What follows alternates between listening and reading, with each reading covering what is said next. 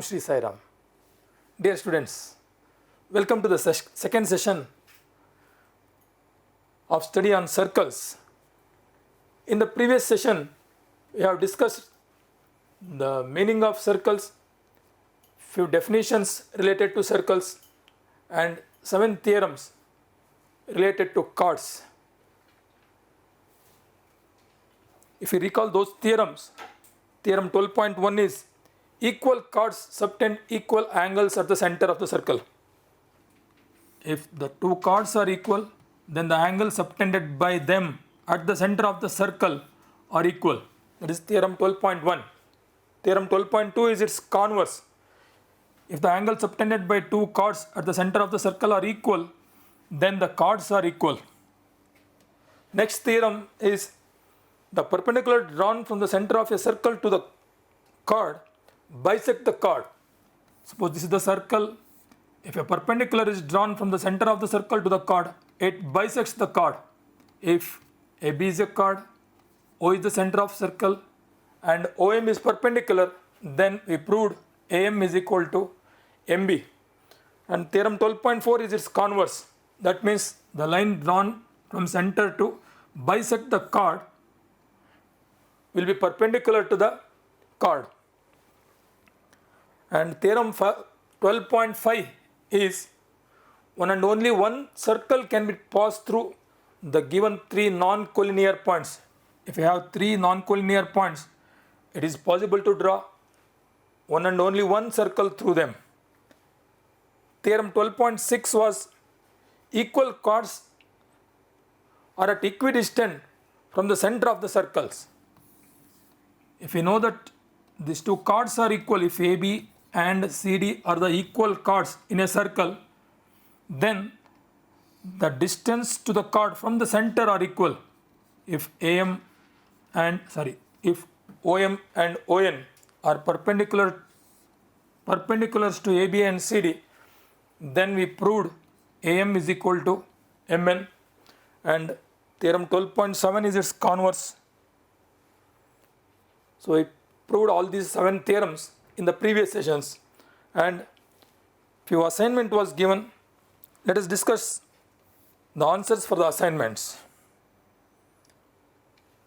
First one is fill up the blanks. If the distance to a point from the center of a circle is more than its radius, then that point is in the dash region anta ಕೊಟ್ಟಿತ್ತು. It is given as dash region. So if the distance to a point from the center of the circle is more than its radius, then that point will be outside the circle, in the outer region of the circle. The second dash is, if the endpoints of an arc are the endpoints of a diameter, then that arc is called. If the endpoints of an arc, this is the arc, so these are the endpoints of a diameter, then this arc is called, it is a semicircle. Then see, if chords of two circles which are at equidistance from their respective centers are equal, so then those circles are called, so they are called congruent circles. That means the circles with equal radii and different centers are called congruent circles.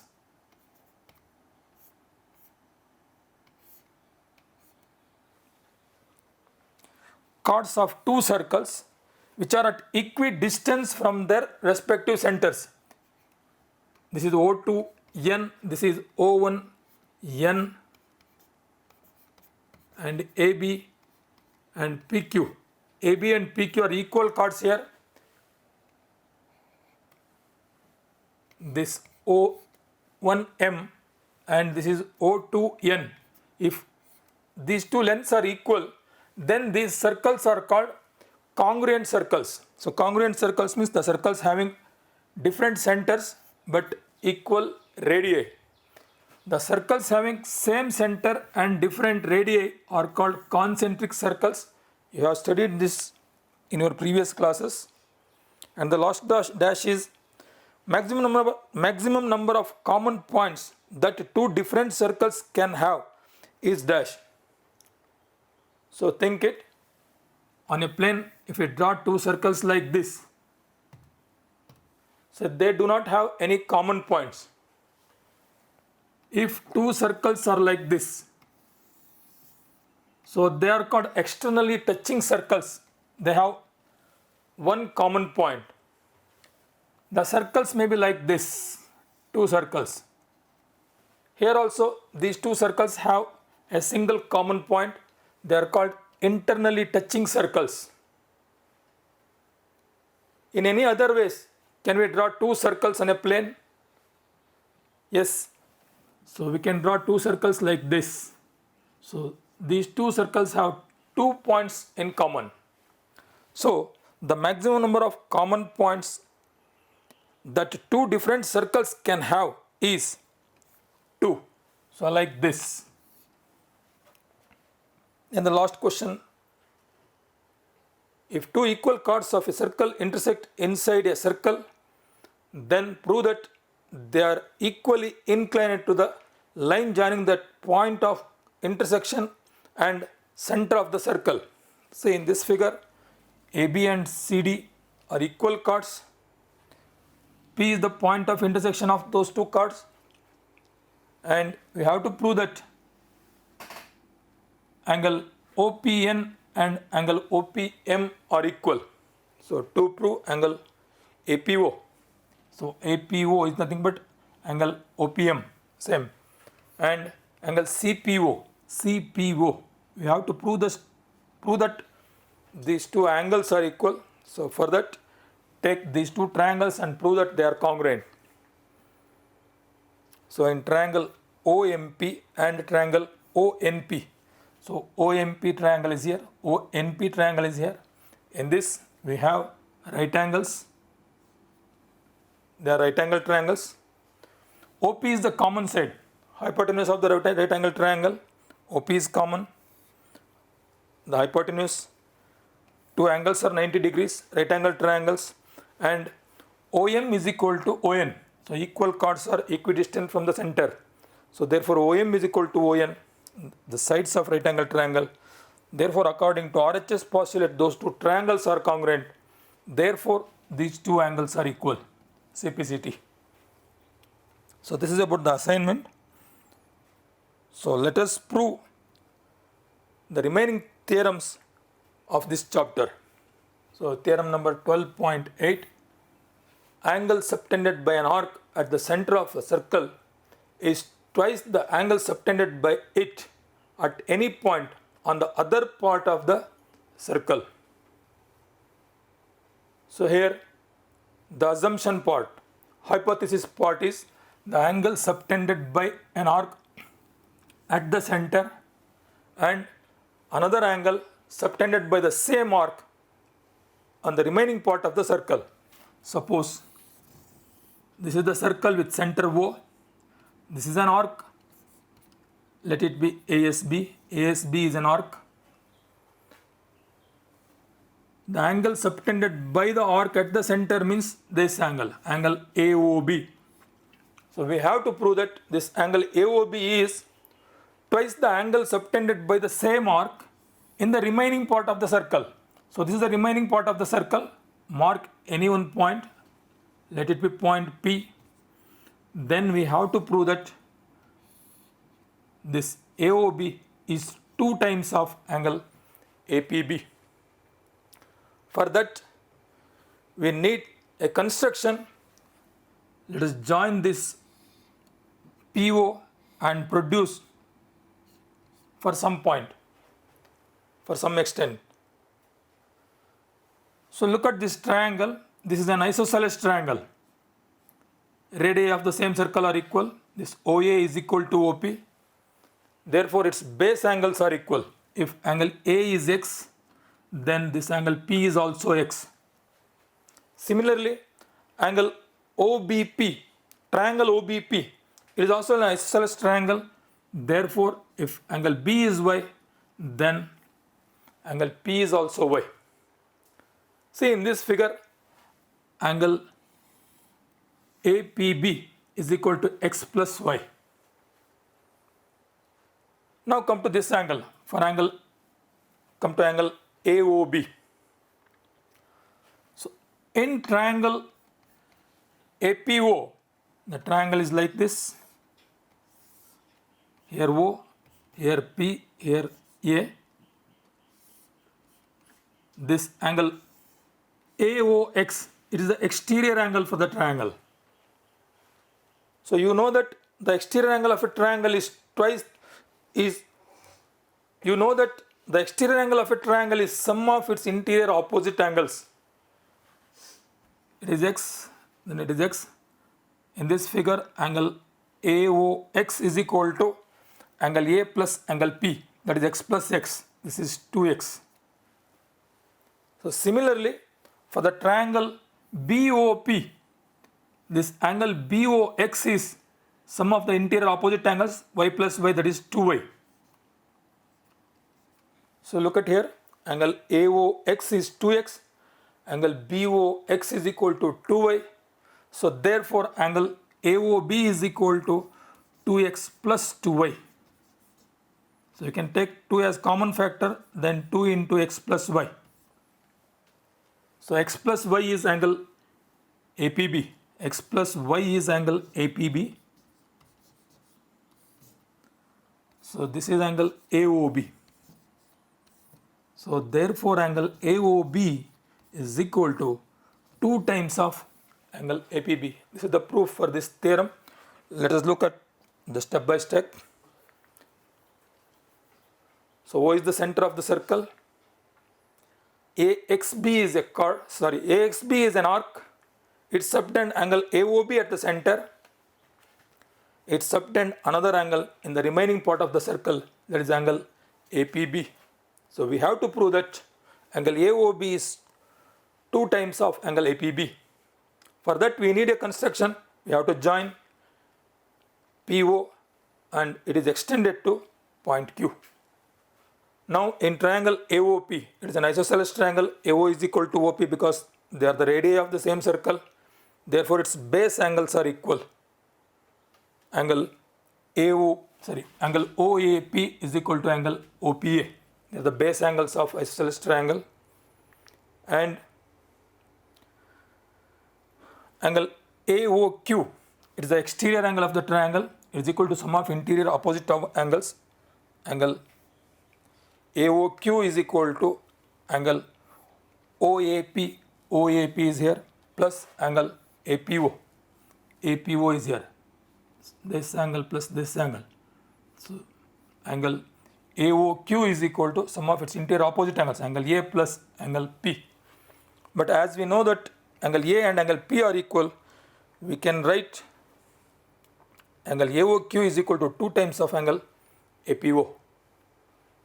So in the place of APO, if I write angle, in the place of angle OAP, angle OAP is equal to angle APO. In the place of angle OAP, we can write angle APO. Angle APO plus angle APO becomes 2 times of angle APO. Similarly, for this second triangle, angle BOQ is equal to 2 times of this angle, that is angle BPO. So this is BPO, students, this is BPO. The exterior angle is equal to sum of interior opposite angles. Here angle B is equal to angle P. So therefore angle BOQ is equal to 2 times of angle BPO. So adding these two equations, we get equation 1, equation 2 and equation 3. If we add them, we get left hand side angle AOQ plus angle BOQ. Angle AOQ plus angle BOQ. Look at here, angle AOQ is here, angle BOQ is here. If we add them, we get angle AOB. In the right hand side, we have 2 times of APO plus 2 times of BPO. This is APO, this is BPO. So 2 times of 2 is taken as common factor. This. If you take 2 as common factor, then sum of these two angles, angle APO plus angle BPO, becomes angle APB, and sum of these two angles becomes angle AOB. So therefore angle AOB is equal to 2 times of angle APO. Any problem? Okay, let us go to the next theorem. Theorem 12.9. Angles in the same segment of a circle are equal. So very easiest theorem. So in that figure, angle APB, angle AQB, if I mark a point R here, then angle ARB. So they are all called the angles in the same segment. You know what is segment? The region bounded by a chord and a corresponding arc is called segment. So these are all in the same segment. So we have to prove that these angles are equal. Angles in the same segment are equal. If we join A and B to the center of the circles, we get the angle subtended by the chord or angle subtended by the arc at the center of the circle. In the previous theorem, we proved that this angle is 2 times of the angle subtended by the same arc in the remaining part of the circle. That is, angle AOB is equal to 2 times of angle APB. So it is also equal to angle AOB is equal to 2 times of angle AQB, or we can write angle AOB is 2 times of angle ARB. So that means we can write angle ARB is equal to half of this angle AOB. Similarly, angle APB, it is also half of AOB. So therefore ARB or APB or AQB. So all these angles are half of angle AOB. AOB is the angle subtended by the arc at the center. So these are the angles subtended by the same arc in the remaining part of the circles. These angles are half of the angle AOB. So therefore these 3 angles are equal. Similarly, any number of angles in the same segment. So in the figure, angle AOB is 2 times of angle APB. It is also equal to 2 times of angle AQB. So according to the theorem 12.8, previous theorem. So therefore these 2 angles are equal. Similarly, any number of angles. From that theorem we can derive 3 results. Angle subtended by the major arc.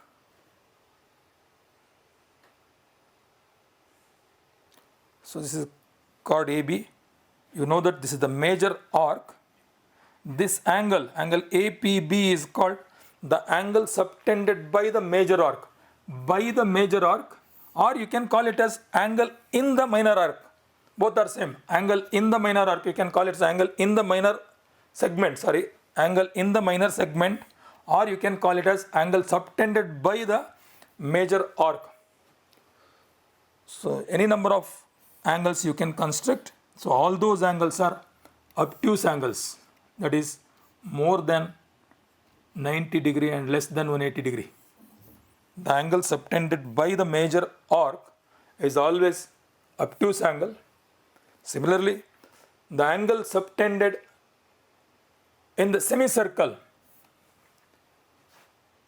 that means angle subtended by the endpoints of a diameter of a circle, is always right angle. So any number of angle you can construct, all those angles will be right angles.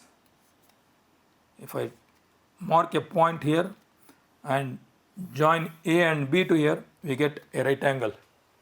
So angles in the semicircle are all right angles.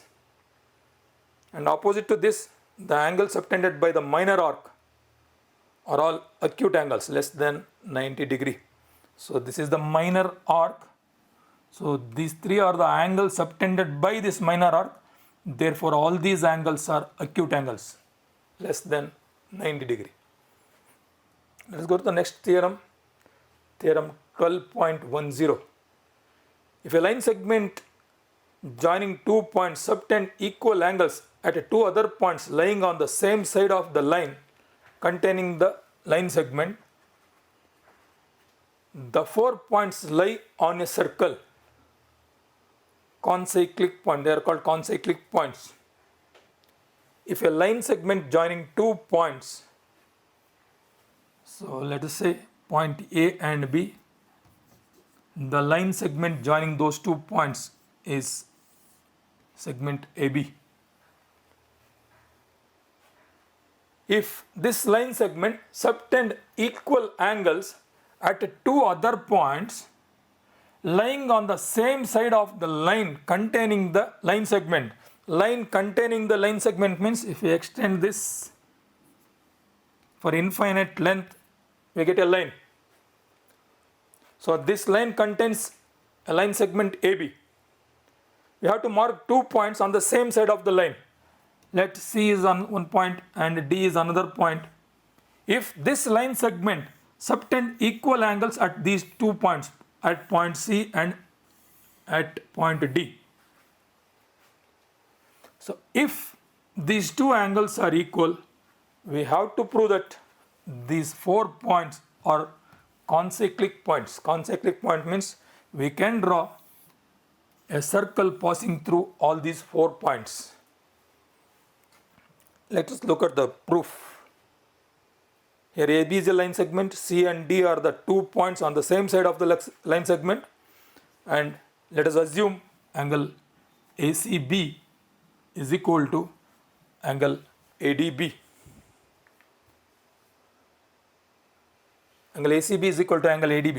It is our assumption. So we have to prove that a circle can be passed through A, B, C and D. So to prove this, mark 2 more points on AD. You can mark on AD or you can mark on BD, any line segment. So let one of the point is E and another point is F. Assume a circle passes through A, B, C and point E. A circle drawn through A, B and C, the circumcircle to the triangle ABC. Let us assume this circle passed through point E, not through D. So now, according to theorem 12.9, the previous theorem, these 2 angles must be equal. According to the previous theorem, angle ACB must be equal to angle AEB.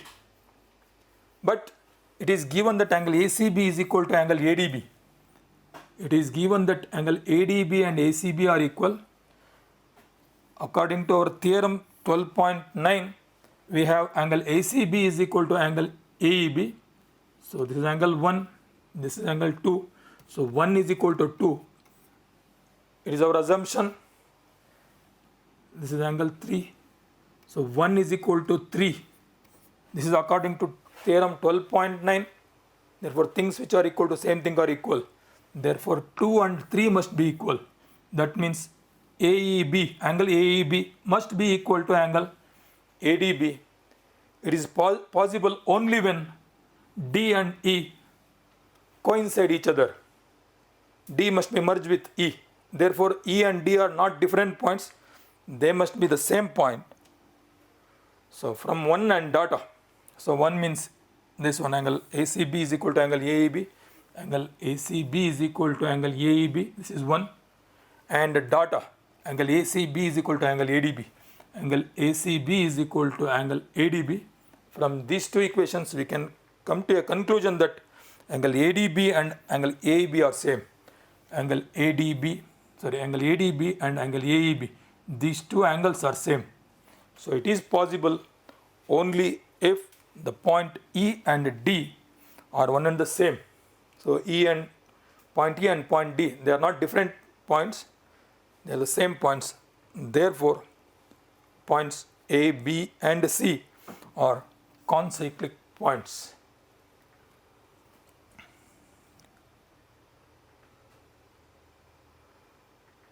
If the vertices of a quadrilateral lie on a circle, then that quadrilateral is called cyclic quadrilateral. Another concept, the cyclic quadrilateral. If all the 4 vertices of a quadrilateral lie on a circle, if it is possible to draw a circle through all the four vertices of any quadrilateral, then that quadrilateral is called a cyclic quadrilateral. So on this cyclic quadrilateral we have two theorems. So one of the theorem is opposite angles of a cyclic quadrilateral are supplementary. That is angle A plus angle C is equal to 180 degree, angle B plus angle D is equal to 180 degree. So let us prove it. So join A and C to the center of the circle. So we get two angles at the center of the circle. One is angle AOC and another one is, this angle is called reflex AOC, reflex angle AOC. So according to theorem 12.8, this angle AOC is 2 times of angle B. So this is 2 times of angle B, and this reflex AOC is equal to 2 times of angle D. See, sum of these two, it is a complete angle.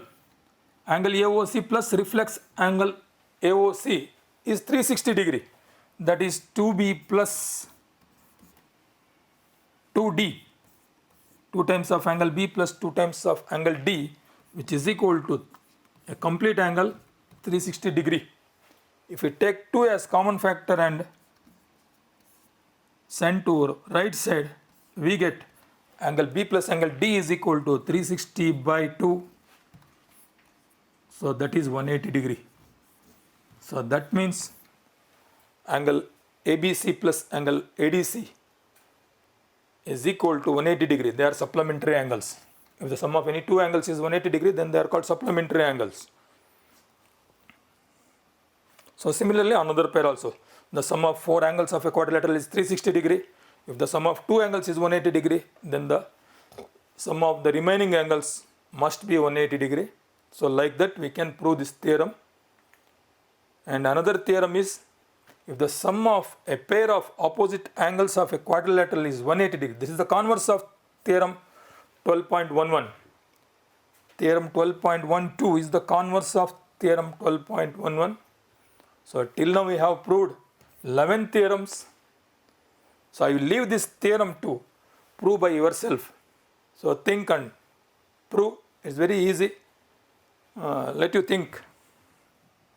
So this is about the theorems of this chapter. Let us solve 2 or 3 problems. ABCD is a cyclic quadrilateral. Its diagonals intersect at E if angle DBC is equal to 70 degree. See, these are the diagonals of the quadrilateral ABCD, cyclic quadrilateral ABCD. They are not the diameters. And it is given that angle DBC is 70 degree. Angle DBC is here, it is 70 degree. And angle BAC is equal to 30 degree. BAC is 30 degree. Find angle BCD. BCD, we have to find out this angle. Hence, if AB is equal to BC, if it is given that AB and BC are equal, that means it is an isosceles triangle. If triangle ABC is an isosceles triangle, then we have to prove that, we have to find out angle ECD. Angle ECD, we have to find out this angle.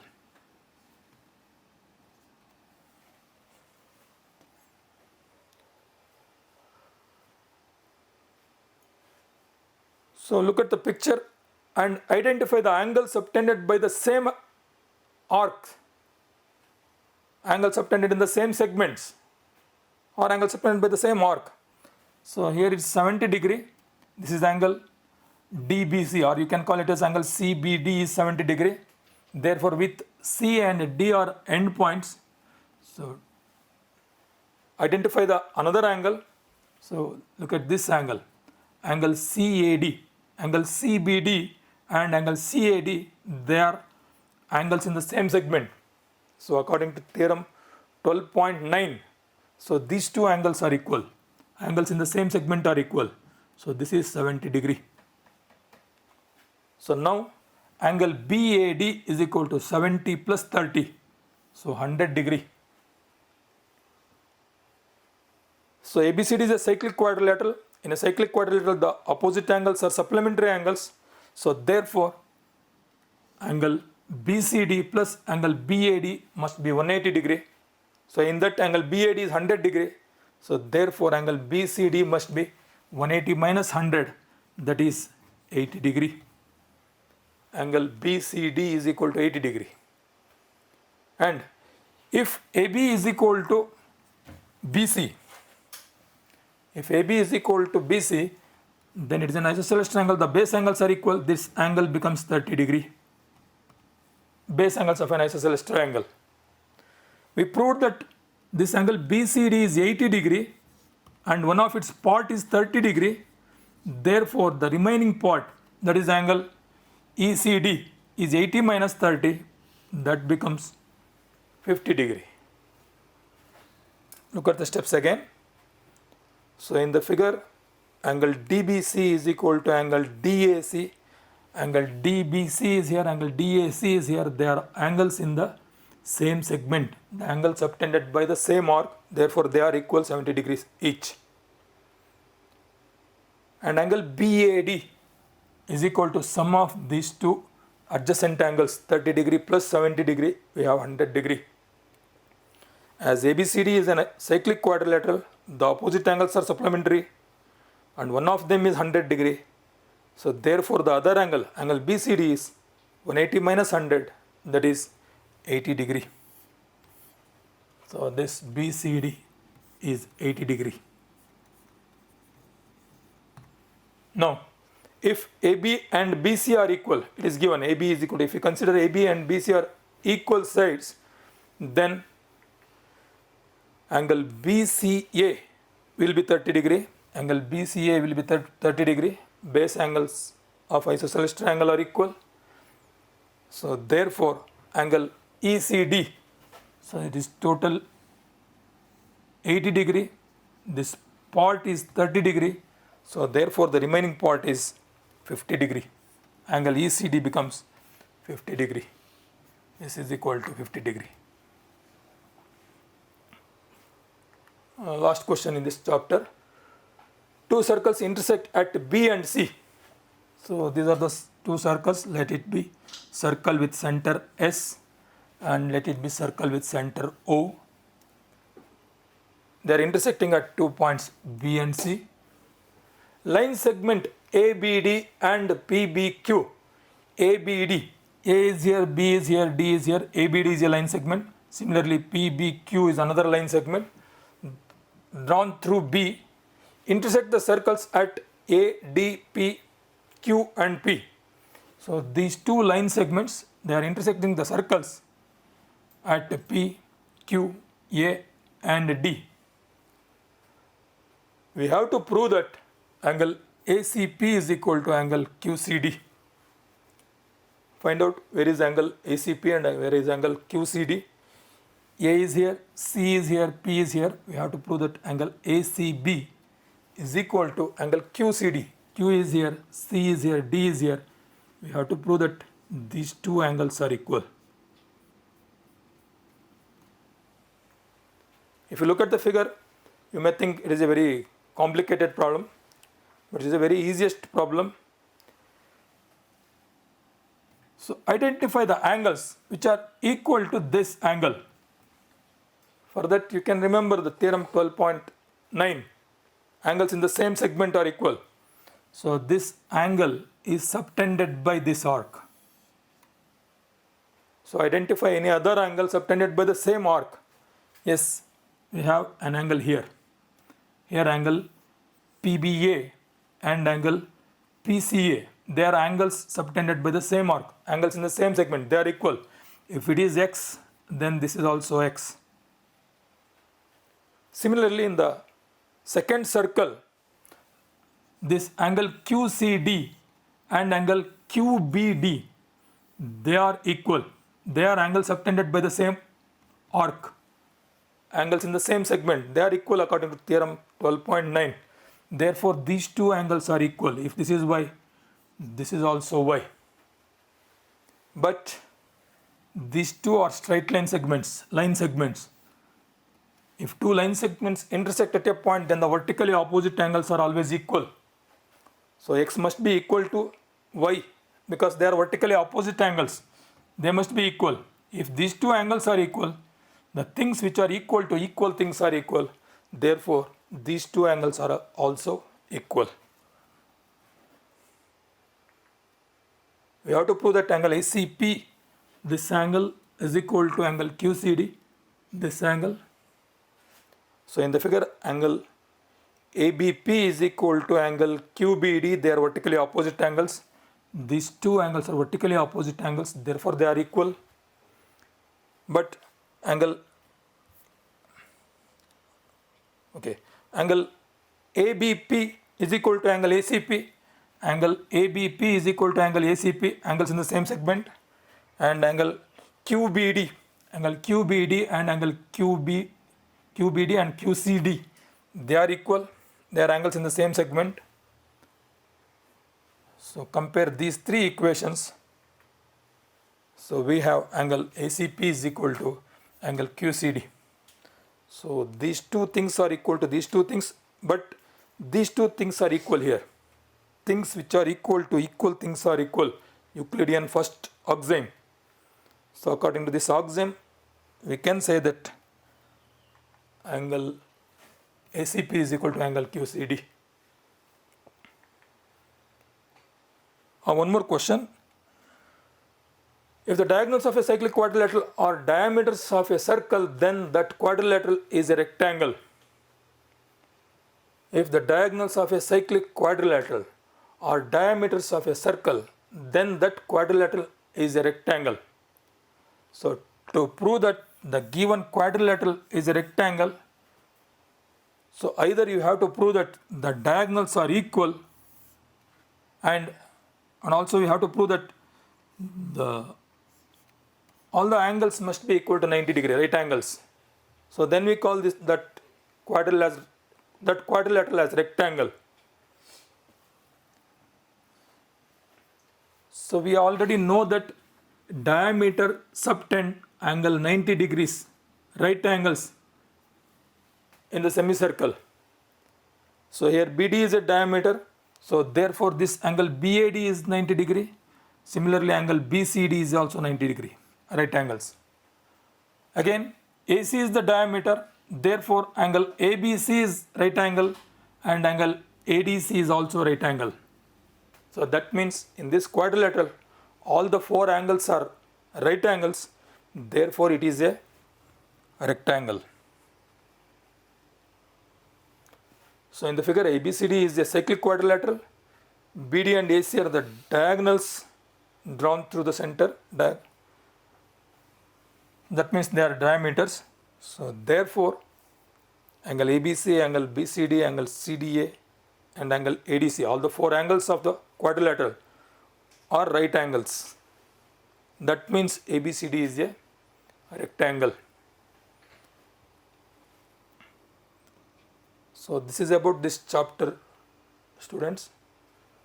Let us take these questions as assignment. So in the figure, angle ABC is equal to 69 degree. ABC is here, this angle is 69 degree, and angle ACB is 31 degree. And this is angle ACB. It is 31 degree. So find angle BDC. The second question. In the figure, O is the center of a circle. Angle BOC is equal to 30 degree. So angle BOC is 30 degree and angle AOB is 60 degree. AOB is here, it is 60 degree. So this is 30 degree. That means sum of these two angles is equal to 60 plus 30, 90 degree. So find angle ADC. So this is half of 90, that is 45 degree. So prove that the cyclic parallelogram is a rectangle. So here also you have to prove that all the four angles must be 90 degree, or you have to prove that the diagonals must be equal. So this is about this chapter. Study hard. God bless you. Thank you.